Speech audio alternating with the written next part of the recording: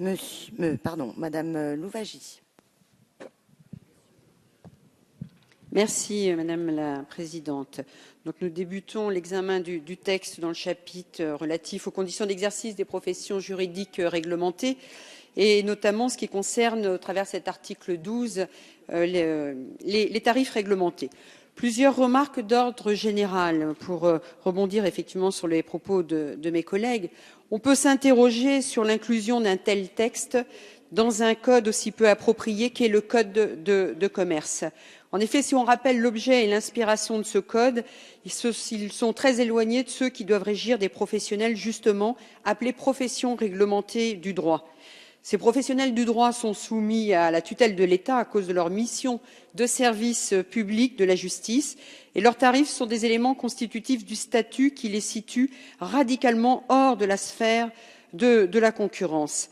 Le code de commerce, à l'inverse, concerne les activités de professionnels situées justement dans le secteur libéralisé et proprement concurrentiel. Finalement, on s'aperçoit ici que l'on quitte le ministère de la Justice pour aller vers le ministère de l'Économie et intégrer, comme vous le faites, les tarifs des professions du droit dans le code de commerce est révélateur d'une orientation de commercialisation du droit. Et finalement, l'absence de Madame la garde des Sceaux n'est pas surprenante au regard de l'orientation que vous donnez à ce texte. Un autre point également, cela a été évoqué par Monsieur le rapporteur, qui faisait état d'un large processus d'études, de concertation depuis de nombreux mois.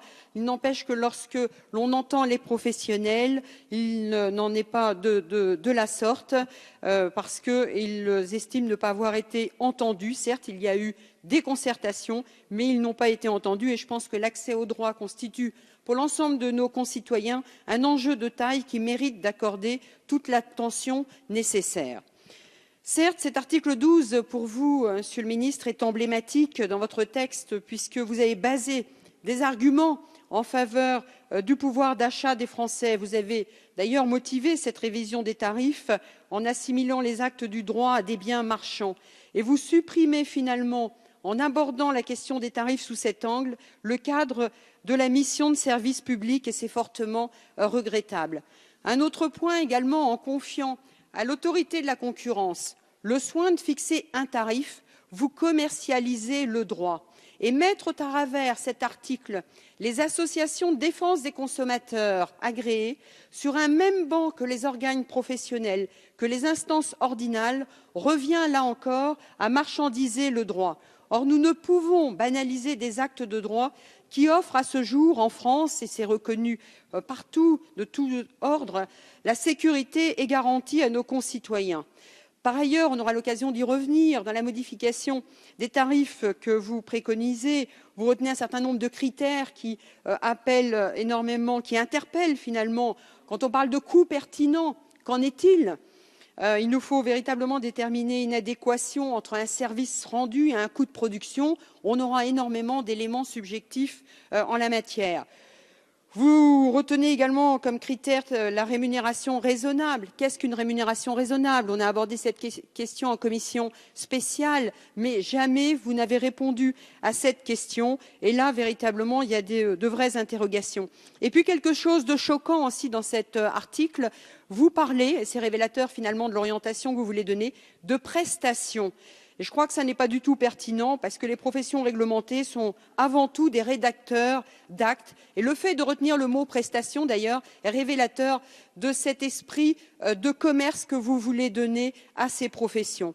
Alors cet article 12, finalement, il est inquiétant, mais il est inquiétant parce qu'il s'inscrit dans des orientations de libéralisation de l'installation, de la modification des conditions d'installation et le tout, tous ces éléments vont avoir des impacts économiques et financiers sur les études et les offices. Et comment vont se traduire ces impacts? Parce que c'est ça finalement qui est important. Eh bien, ça va se traduire par des fermetures d'études, par des fermetures d'offices. Et nous aurons effectivement, et là je rejoins des propos, des mots qu'a employé Monsieur le rapporteur, nous aurons sur nos territoires ruraux moins d'attractivité évidemment que dans des grandes métropoles et nous aurons des fermetures et des suppressions d'études ou d'offices. Et là finalement c'est le droit de chaque citoyen de disposer d'un accès au droit qui est remis en cause. Et ça, nous ne pouvons l'accepter parce que c'est un principe d'égalité de chacun. Je terminerai par ces propos la crainte au regard des dispositions relatives aux professions réglementées est que petit à petit, la désertification juridique se mettra en place, à l'instar effectivement des déserts médicaux. Et ne nous dites pas que notre analyse n'est pas bonne, parce que finalement, vous l'avez vous-même constaté dans votre texte, puisque lorsque vous mettez en place une péréquation, vous envisagez d'utiliser une partie des fonds de la péréquation pour financer l'aide juridictionnelle et les maisons de justice et de droit, parce que justement, sur nos territoires, vous constatez qu'il manquera un certain nombre de professionnels du droit. Et à travers l'ensemble des articles que nous serons amenés à étudier, eh bien, vous allez contribuer à créer une justice à deux vitesses.